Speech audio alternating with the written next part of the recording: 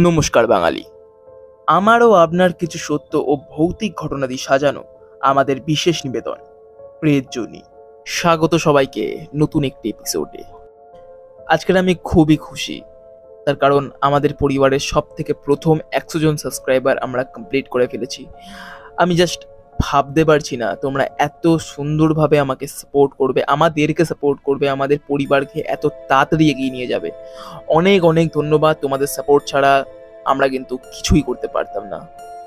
আমাদের প্রেতজনের টিমের সঙ্গে, অফিসিয়াল টিমের সঙ্গে যারা যারা যুক্ত, তাদেরকে অনেক অনেক ধন্যবাদ। তোমরা ছাড়া এটা আমরা করতেই পারতাম না।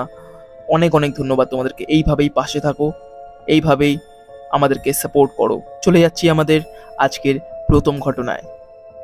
আজ যে দুটি ঘটনা আপনাদের জন্য কালেক্ট করা হয়েছে, দুটি ঘটনায় খুবই ভয়ের।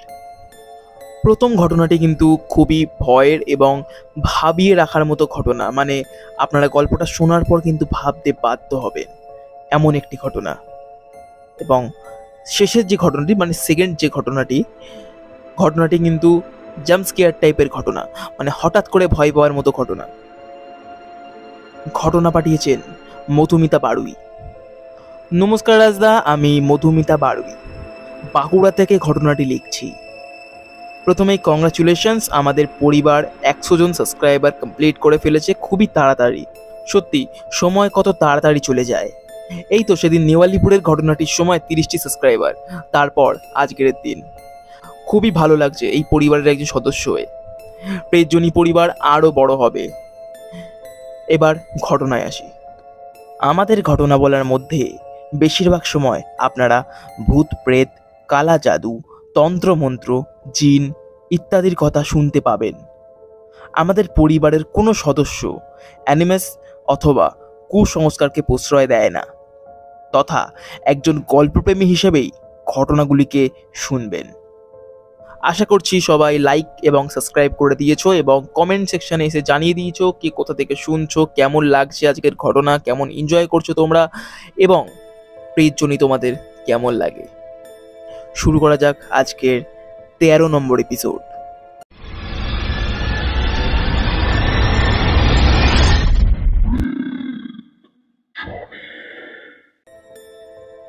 আজ যে ঘটনাটি তোমাদেরকে লিখছি, ঘটনাটি ঘটেছে আমার বাবার সাথে। সময়টা ওই লকডাউনের কিছুদিন পর। আমার বাবা একজন সিকিউরিটি গার্ড। আমার বাবা যে কোম্পানিতে কাজ করতো, লকডাউনের জন্য সিকিউরিটি কমিয়ে 24 জনের জায়গায় করে দেওয়া হয় 12 জন। 24 জনের মধ্যে 12 জনের কাজ চলে যায় এবং কোম্পানি স্ট্রিক্টভাবে জানিয়ে দেয় 12 জনের মধ্যে 6 দিন দুজন দুজন করে কাজ করবে।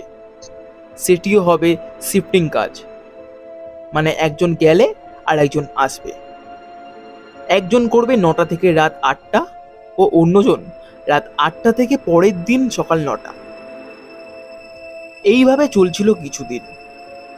একদিন আমার বাবার শিফটিং পড়ে রাতে, তখন রাত 1টা কি 1:30 হবে। বাবা একবার কোম্পানির চক্কর লাগানোর জন্য টর্চ নিয়ে বেরিয়েছিলেন। কিছুটা এগোনোর পর বাবা হঠাৎ কিছু বাচ্চার কান্নার শব্দ শুনতে পায়।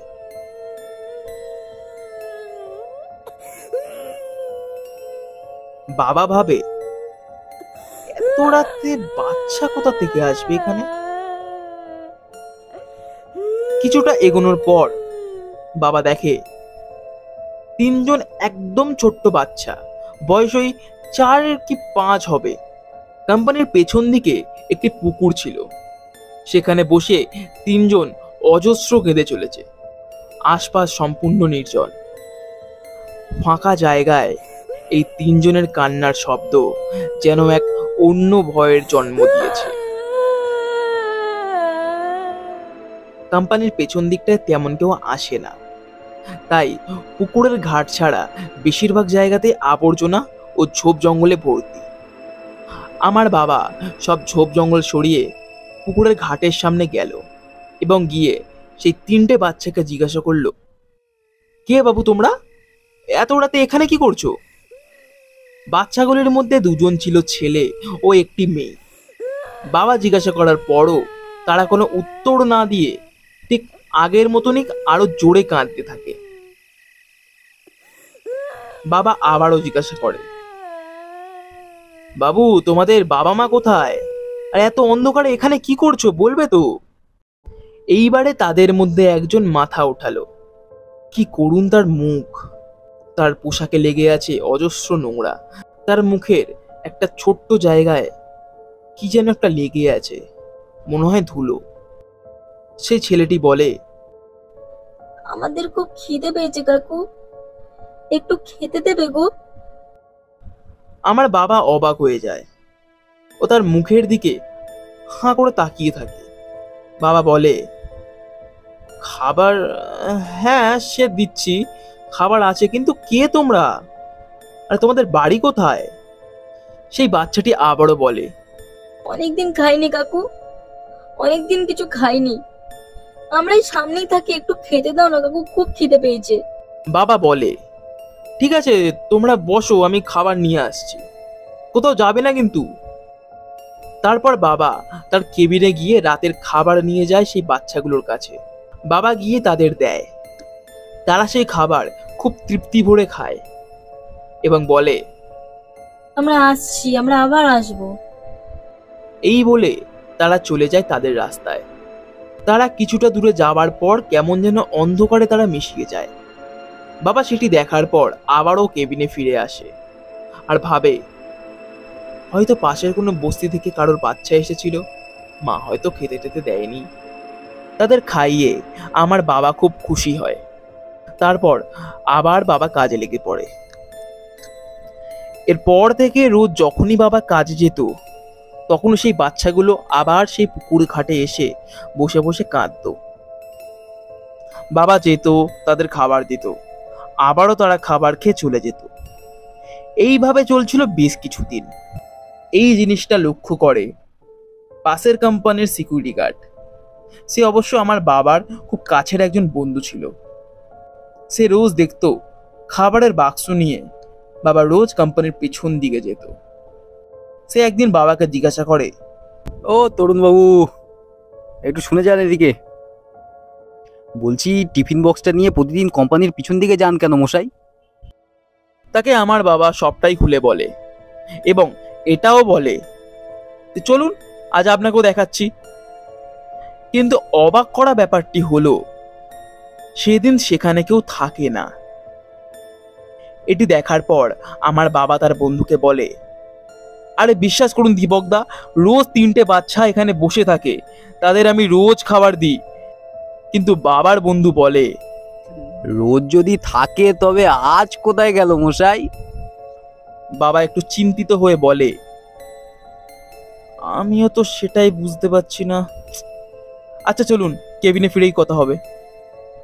কেবিনে ফিরে বাবার বন্ধু বলে, ওই 3টে বাচ্চাকে কেমন দেখতে বলতে পারবেন? আমার বাবা বলে, ওই তো 3জনের শরীরে খুবই অপরিষ্কার জামা কাপড়, হাতে মুখে নোংরা লেগে থাকে। 3জনেরই বয়স প্রায় ওই 3 থেকে 4 হবে, এর থেকে বেশি হবে না। আর একটা জিনিস জানেন তো দীপকদা, একজনের মুখের ডান পাশে খুব বড় একটা জরুল আছে, এটা খুব ভালো লক্ষ্য করেছি আমি। এই কথা শুনে তাড়াহুড়ো করে দীপক কাকু বলে, আচ্ছা, আজ রাতটা কাটুক, কালকে সকালে আমার বাড়িতে আসবেন একবার, আপনাকে এক জায়গায় নিয়ে যাও। পরের দিন বাবা দীপক কাকুর বাড়িতে যায়। দীপক কাকুর বাড়ি ছিল কোম্পানি থেকে খানিক দূরে, বস্তি এলাকায়। দীপক কাকু বাবাকে নিয়ে যায় বস্তির ভিতরেই একটি বাড়িতে। খুবই ছোট্ট সেই ঘর, এদিক ওদিক জামা কাপড় শুকোচ্ছে। বাড়ির ভেতরে ঢুকতেই আমার বাবা দেখে ঘরের ভেতরে খাটের ওপরে শুয়ে একজন ভদ্রলোক, এবং দীপক কাকু ঘরের ভেতরে ঢুকেই ডান দেওয়ালের দিকে আঙুল দেখিয়ে বলে, দেখুন তো চিনতে পারেন কিনা। যেদিকে আঙুল দেখালো সেদিকে তাকানোর পর আমার বাবা হতভম্ব হয়ে গেল, যেন পায়ের তলা থেকে ধীরে ধীরে মাটি সরে যাচ্ছিল। বাবা দেখে এটা তো সেই ছেলেটি যাকে আমি রোজ পুকুর পাড়ে দেখি। এটা সেই ছেলেটির ছবি যাকে বাবা রোজ খাবার খাওয়াতো, যার মুখে জরুল ছিল, এবং ঠিক তার পাশেই ওই বাচ্চা মেয়েটির ছবি, যে ওই তিনজনের মধ্যেই ছিল। পরে দীপক কাকু বাবাকে বলে, তরুণদা, এই দুজনের সাথে আরো একজন ছিল। এরা দুজন ভাই বোন। সেদিন খুব ঝড় হচ্ছিল, আম খাবে বলে তিনজন আপনার ওই কোম্পানির পিছনের জঙ্গলটাতে যায়, কারণ আশেপাশের মধ্যে ওখানেই সব থেকে বেশি আম গাছ আছে। প্রবল ঝড়ে গাছ উপড়ে পড়ে তিনজনই মারা যায়। আপনি হয়তো ওদেরকেই দেখেছেন। চিন্তা নেই, ওরা কারো ক্ষতি করেনি আজ অবধি। আশা করি আপনারও কোনো ক্ষতি করবে না।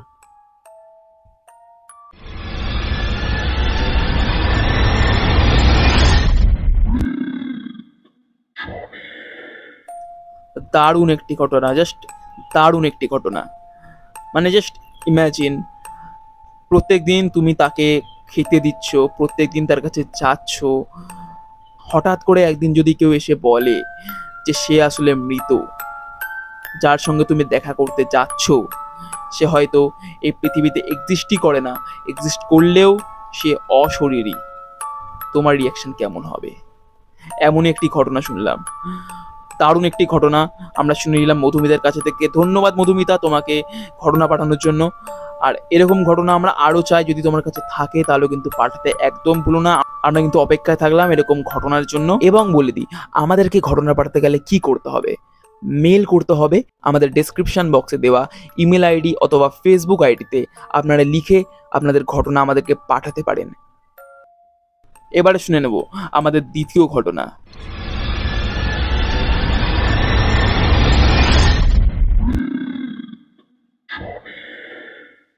হেই রাজদা, কেমন আছো? আশা করছি ভালোই আছো। আমি বিপ্রজিৎ ধর, মালদা থেকে ঘটনাটি লিখছি। আজ যে ঘটনাটি বলছি, ঘটনাটি ঘটেছে আমার স্কুলের প্রাক্তন বন্ধু অরূপের সাথে। অরূপ ঠিক যেভাবে আমাকে বলেছিল ঠিক সেইভাবেই বলছি। আমার নাম অরূপ সাহা। গত কিছু বছর আগে আমি বেড়াতে যাই আমার মাসির বাড়ি মুর্শিদাবাদে। একদিন সময়টা ওই সন্ধে সন্ধে হবে। মুর্শিদাবাদের গঙ্গার ধারে বেড়াতে গিয়েছিলাম। গঙ্গার ধারে অনেকক্ষণ বসার পর মনে হলো এবার বাড়ি ফেরা উচিত। গঙ্গার পাড় থেকে উঠে বাইকে স্টার্ট দিয়ে রওনা হলাম বাড়ির উদ্দেশ্যে। রাস্তাটি ছিল গঙ্গার একদম পাশের রাস্তা, আশপাশ একদম নির্জন। মনে হয় খুব একটা কাজ না থাকলে এ রাস্তায় কেউ আসে না। দুধারে শুধু বড় বড় গাছ ও অন্যদিকে গঙ্গা। তেমন কোনো আলোর ব্যবস্থা নেই এই রাস্তায়, শুধু আমার হেডলাইটে যতটুকুনি আলো পড়ছিল ততটাই। কিছুটা এগোনোর পর আসে রাস্তার 3টি বাঁক। গাড়ি স্বাভাবিক স্পিডেই চলছিল। প্রথম বাঁক নিশ্চিন্তে পার করার পর দ্বিতীয় বাঁকটি পেরিয়ে যখন তৃতীয় বাঁকের দিকে যাই, হয়তো আমার জীবনের প্রথমবার ভূত, প্রেত কিংবা অশরীরীর দর্শন মেলে। জায়গাটি ছিল নিমতিতা রাজবাড়ির একদম পাশে। সে বসেছিল এক বিরাট নিম গাছের নিচে। তার ছোট্ট কুচকুচে কালো মুখ, তার শাড়ির আঁচল ছড়িয়ে এদিক ওদিক, আর আমার বাইকের হেডলাইট পড়ছে একদম তার মুখের ওপরে। আমার শরীরের ওজন যেন হঠাৎ বেড়ে যায় এবং আমার পুরো শরীর অবশ হয়ে যায়। আমি প্রায় মুড়ি কি বাঁচি করে জোরে বাইক চালিয়ে যাই আমার মাসির ছেলের কাছে। সেখান থেকে কিছুটা দূরেই একটা শোরুমে কাজ করত। আমার দম বন্ধ হয়ে যাওয়ার মতন অবস্থা দেখে সে জিজ্ঞাসা করে, কি রে তুই এমন করছিস কেন, কি হয়েছে? আশেপাশের লোকজনও আমাকে সেই একই প্রশ্ন করে। তখন তাদের সমস্ত ঘটনা আমি খুলে বলি। আমি স্বাভাবিক হওয়ার পর সেখানের একজন বলে, বাবু, ওই রাস্তায় আর রাতে একা যেওনি। প্রায় 3 মাস আগে রাজবাড়ির দিক দিয়ে গঙ্গার ধারে একজনকে কুচি কুচি করে কাটা অবস্থায় পাওয়া যায়। তো তাই ওধারে রাতে আর কেউ যায় না। ওদিকে রাতে আগেও অনেকে অনেক কিছু দেখিছে বাবু। তুমিও যেওনি বাবু, বলা যায় না কি হয়ে যায় কখন।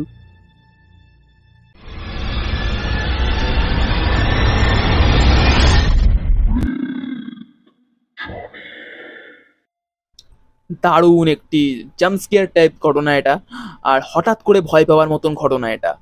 দারুণ একটি ঘটনা শুনে নিলাম আমরা বিপ্রজিতের কাছে। বিপ্রজিৎ, তোমাকে অসংখ্য ধন্যবাদ আমাদেরকে ঘটনা পাঠানোর জন্য, এবং এরকম ঘটনা আমরা আরও চাই। যদি আরও ঘটনা তোমার কাছে থাকে তাহলে কিন্তু অবশ্যই পাঠাতে একদম ভুলো না। আমরা ওয়েট করে থাকলাম তোমার ঘটনার জন্য। আশা করছি আজকের দুটো ঘটনা আপনাদের ভালো লেগেছে। ভালো লাগলে অবশ্যই কিন্তু একটি লাইক এবং একটি সাবস্ক্রাইব করতে একদম ভুলবেন না। আর কমেন্ট এসে জানান আপনারা কোথা থেকে শুনছেন এবং আপনাদের কোন ঘটনাটি আপনাদের ভালো লেগেছে, এবং সাবস্ক্রাইবটা কিন্তু একদম করতে ভুলবেন না। আর সবাইকে অসংখ্য ধন্যবাদ আমাদের 100 জন সাবস্ক্রাইবার কমপ্লিট করার জন্য, আমাদের পরিবারের সাথে থাকার জন্য, আমাদেরকে সাপোর্ট করার জন্য। এইভাবেই তোমরা সাপোর্ট করে যাও, আমরা আরও বড় পরিবার হব, আরও ভালো ও আরও ভয়ের ঘটনা আপনাদেরকে শোনাতে পারবো। আজকের ঘটনায় আমি রাজ ও ভয়েস পার্টনার রুদ্র।